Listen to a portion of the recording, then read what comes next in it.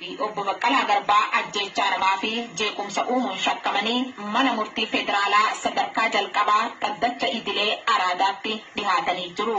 Manni murtichaas dhaddacha taa'een dubbii ilaaluudhaan obbo Johaar Mahaammadiif beellama mana murtii adoolessa 9 bara 2012tti qabeefii jira. Haaluma wal fakkaatuun obbo Baqqalaa Garbaatiifis adoolessa 6 beellama mana murtii kenneefii jira.